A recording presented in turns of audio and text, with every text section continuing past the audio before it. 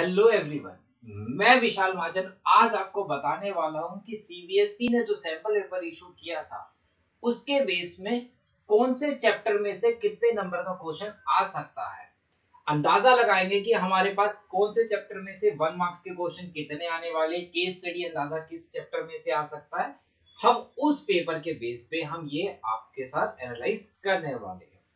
साथ के साथ हम ये भी देखेंगे कि सीबीएसई ने जो यूनिट वाइज मार्किंग स्कीम दी है उसको हम परसेंटेज में भी देखेंगे और यूनिट भी देखेंगे कि वो पूरी यूनिट कितने मार्क्स की आने वाली है।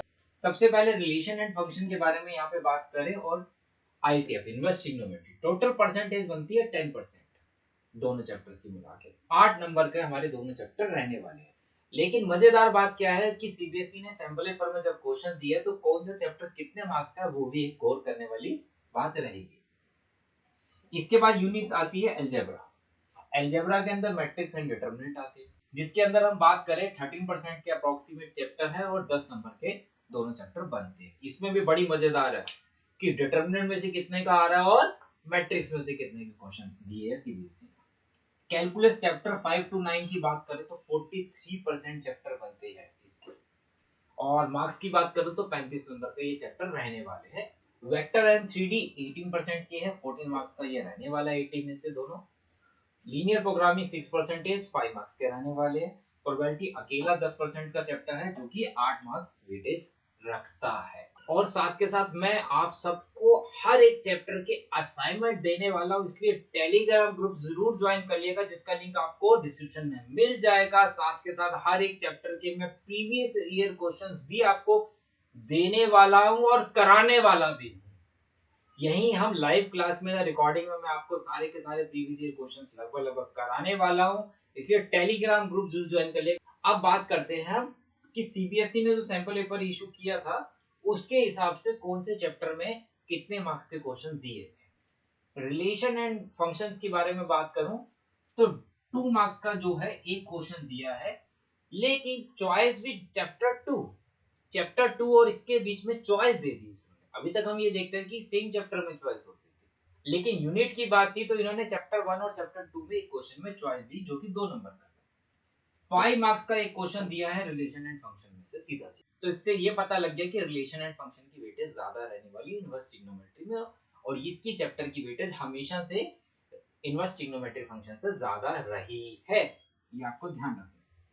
तो इस चैप्टर में से 5 to 7 मार्क्स का क्वेश्चन आ सकता है। अगर हम चॉइस का क्वेश्चन भी इसमें से करें और 5 मार्क्स का ये भी करें तो 7 नंबर का चैप्टर हो गया, अदरवाइज 5 मार्क्स का चैप्टर तो आएगा ही आएगा, ये कंफर्म है। चैप्टर नंबर 2 के बारे में बात करें आईटीएफ इनवर्स ट्रिग्नोमेट्री फंक्शन में, तो 1 मार्क का एक क्वेश्चन आया है, रीजनिंग में से आया है, और जैसे बताया था 2 मार्क्स में से एक क्वेश्चन में चॉइस थी चैप्टर नंबर 1 में। तो इसका मतलब इस चैप्टर की जो वेटेज है मिनिमम 1 नंबर की और मैक्सिमम 3 नंबर की रहने वाली है। दोनों चैप्टर्स की मिला के वेटेज हमारी कितने की 8 नंबर की है, तो अगर इसमें से 3 का करोगे तो उसमें से 5 का आ रहा है, तो इसकी वेटेज हमेशा कम ही रहने वाली है रिलेशन एंड फंक्शन से। नेक्स्ट चैप्टर की बात करें तो हमने अभी पढ़ा था मैट्रिक्स एंड डिटरमिनेंट की वेटेज है 10 नंबर की, लेकिन अगर हम कमाल की बात यहाँ पे देखें, पूरे सीबीएसई ने जो सैंपल पेपर इशू किया उसमें मैट्रिक्स का सिर्फ एक क्वेश्चन दिया है, और वो भी सिर्फ 1 नंबर का क्वेश्चन दिया है, और वो भी सिर्फ एक है। तो मैं ये नहीं कह रहा कि फाइनल एग्जाम में भी मैट्रिक्स में से एक ही नंबर का आएगा इसलिए आप उस चैप्टर को ना करें, ऐसा जरूरी नहीं है। पेपर जो आएगा वो यूनिट वाइज की मार्किंग के हिसाब से आएगा, किसी चैप्टर में से कम किसी में ज्यादा हो सकता है। ये सिर्फ एक अंदाजा लगा रहे हैं कि सीबीएसई का क्या सोच हो सकती है। कभी कभी हम ऐसा होता है कि किसी चैप्टर में बहुत ज्यादा मेहनत कर लेते हैं इस हिसाब से, या किसी में बिल्कुल नहीं करते। आपको ऐसा बिल्कुल नहीं करना है, आपको पूरे चैप्टर्स को, आपको सब चैप्टर्स को इक्वली टाइम देना है। हाँ, जिसकी वेटेज नॉर्मली हमेशा से ज्यादा रहती है जैसे इंटीग्रेशन हो गया, प्रोबेबिलिटी हो गया, उनको आपको ज्यादा अच्छे से करना है। डिटरमिनेंट के बारे में बात करें तो डिटरमिनेंट में 1 नंबर के 4 क्वेश्चन है। डिटरमिनेंट में से हमेशा 1 मार्कर क्वेश्चन सबसे ज्यादा आते हैं। 5 नंबर का एक क्वेश्चन है, तो टोटल 9 मार्क्स की इसकी वेटेज दे रखी है सीबीएसई ने अपने सैंपल पेपर में, और टोटल दोनों मिला के हो गए 10 नंबर के। अब बात करते हैं chapter number 5 continuity and differentiability की। चैप्टर नंबर 5 के अंदर 1 मार्क के हमारे पास 2 क्वेश्चन है, और 2 मार्क्स का एक क्वेश्चन है, मतलब टोटल मार्क्स जो बन गए वो कितने बन गए, 4 नंबर का दे रखा, जिसमें कंटिन्यूटी का सिर्फ एक छोटा सा क्वेश्चन 1 मार्क्स में दिया है। जरूरी नहीं कि 1 मार्क्स में ही कंटिन्यूटी का क्वेश्चन आए, हो सकता है कंटिन्यूटी का क्वेश्चन 3 मार्क्स में भी आ जाए। नेक्स्ट चैप्टर की वेटेज की बात करूं, एप्लीकेशन ऑफ डेरिवेटिव। अकेला चैप्टर सीबीएसई ने जो दिया है 10 नंबर का दिया, और खास बात इस चैप्टर के अंदर ये रहने वाली है कि 2 केस स्टडी बेस्ड क्वेश्चंस दिए हैं। टोटल जो क्वेश्चन थे 3 थे केस बेस्ड, जिसमें से 2 तो उन्होंने एप्लीकेशन ऑफ डेरिवेटिव में से ही दे रखे हैं। साथ क्या 2 मार्क्स वाले में एक क्वेश्चन 2 मार्क्स का भी दिया हुआ है। चैप्टर नंबर 7, अकेला चैप्टर 11 नंबर का दिया हुआ है। 1 मार्क के 2 क्वेश्चंस दे रखे हैं। 3 मार्क्स की बात करूं तो 3 क्वेश्चन दे रखे हैं। तो अंदाजा अगर हम देखें पूरे कैलकुलस के अंदर, तो इंटीग्रेशन 11 नंबर का है, सबसे ज्यादा वेटेज इसी चैप्टर की रहने वाली है। बात करते हैं चैप्टर नंबर 8 की। जैसे कि पता है चैप्टर नंबर 8 के क्वेश्चन बड़े हैं, 1 मार्क 2 मार्क्स में तो आ नहीं सकते, तो इन्होंने एक क्वेश्चन जो 5 मार्क्स में एक क्वेश्चन दिया है, तो एक ही क्वेश्चन इसमें से आने की उम्मीद थी और वही उन्होंने दी है। नेक्स्ट चैप्टर की बात करते हैं, चैप्टर नंबर 9, डिफरेंशियल इक्वेशन।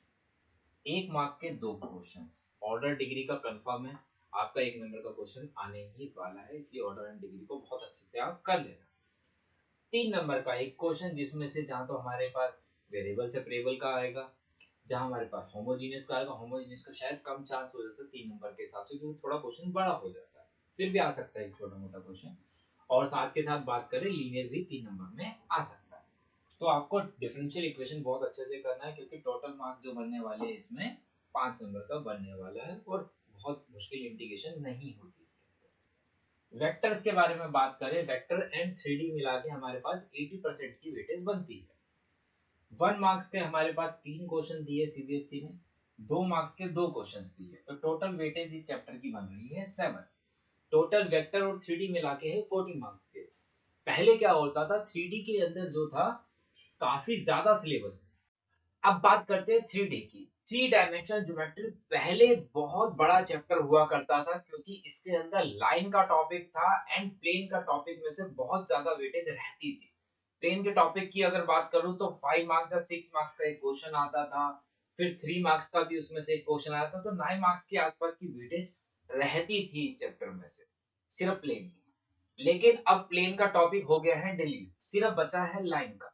इसलिए अब हो सकता है कि वेक्टर की वेटेज जहां बराबर कर दी जाए चैप्टर के साथ, ज्यादा भी कर दी जाए, क्योंकि वेक्टर की पहले जो वेटेज रहती थी मार्क्स की, वो हमेशा कम रहती थी प्लेन से। इसलिए अगर सीबीएसई के देखे, तो यहाँ पे इस बार सीबीएसई ने सिर्फ 7 मार्क्स का ही चैप्टर दिया है अपने सैंपल पेपर के अंदर, जिसके अंदर एक एमसीक्यू है, एक रीजनिंग का क्वेश्चन है, मतलब 2 क्वेश्चन हो गए 1 मार्क्स के, और एक 5 मार्क्स का क्वेश्चन अभी भी उन्होंने दिया है। पहले प्लेन का आता था, लेकिन अब लाइन का क्वेश्चन इसमें आ रहा है, मतलब कि शॉर्टर डिस्टेंस का क्वेश्चन, द लाइन के और इमेज वाले क्वेश्चन बहुत ज्यादा इंपॉर्टेंट रहने वाले हैं। और एक बात और यहाँ पे क्लियर कर दो कि लाइन के टॉपिक में कुछ क्वेश्चन ऐसे हैं जो एनसीईआरटी में नहीं है, लेकिन बोर्ड में आ रखे हैं, तो आपको प्रीवियस ईयर क्वेश्चन बहुत अच्छे से इस चैप्टर के करने हैं, अगर ये 5 नंबर का क्वेश्चन आपको अटेम्प्ट करना। लीनियर प्रोग्रामिंग की बात करें, तो 1 मार्क्स के 2 क्वेश्चन आने वाले। पहले लीनियर प्रोग्रामिंग में क्या होता था, एक बड़ा क्वेश्चन आता था जिसमें वर्ड प्रॉब्लम्स आती थी, हमें इनक्वालिटीज बनानी पड़ती थी, देन हम ग्राफ बनाते थे। लेकिन यहाँ पे 1 मार्क्स में 2 क्वेश्चन है, इसका मतलब हमारे लिए थोड़ा थ्योरेटिकल पार्ट इंपॉर्टेंट हो जाता है एलपीपी के अंदर। 3 मार्क्स का एक क्वेश्चन है। अब बात करते हैं प्रोबेबिलिटी की। बहुत इंपॉर्टेंट चैप्टर है, काफी बड़ा चैप्टर है, कई क्वेश्चंस, कई टाइप के क्वेश्चन इसमें बनते हैं हमारे पास। 1 मार्क्स में एक क्वेश्चन है, 3 मार्क्स में बात करें एक क्वेश्चन है, 4 नंबर में case study, 3 case study based question हमारे पास आ रहे हैं, जिसमें से एक केस स्टडी जो है किसकी है, प्रोबेबिलिटी। केस बेस्ड क्वेश्चंस के बारे में बात करें तो 4 चैप्टर सबसे ज्यादा इंपॉर्टेंट हमारे पास बचते हैं, प्रोबेबिलिटी, एप्लीकेशन ऑफ डेरिवेटिव, इन दोनों में से ऑलरेडी दिया हुआ है। तीसरा बनता है मैट्रिसेस, मैट्रिसेस की वर्ड प्रॉब्लम्स में हमारे पास केस स्टडी बन सकती है। एंड चैप्टर नंबर 4 डिटरमिनेंट से भी केस स्टडी बेस्ड क्वेश्चन बन सकता है। अगर case study based question determinant से बनेगा तो वो फिर 5 नंबर में नहीं आएगा, वहां दिया हुआ है 5 नंबर का, इसलिए यहाँ पे केस बेस्ड स्टडी क्वेश्चन नहीं बना है। तो ये टोटल चैप्टर 8 नंबर का रहने वाला है। तो ये पूरी मार्किंग स्कीम मैंने बताई जो सीबीएसई ने सैंपल पेपर में दे रखी थी। यूनिट वाइज इंटरचेंज हो सकता है, किसी चैप्टर की वेटेज कम, किसी की ज्यादा हो सकती है। प्रीवियस ईयर क्वेश्चंस की सीरीज में आप लोगों के लेके आने वाला हूँ, जिसके असाइनमेंट्स, प्रीवियस ईयर क्वेश्चन सब कुछ फ्री में मिलेंगे और सॉल्यूशंस भी मैं आपको कराने वाला हूँ। इसलिए चैनल पर नए हो तो सब्सक्राइब जरूर करिए। चलिए मिलते हैं बेटा नेक्स्ट वीडियो में। Bye bye, take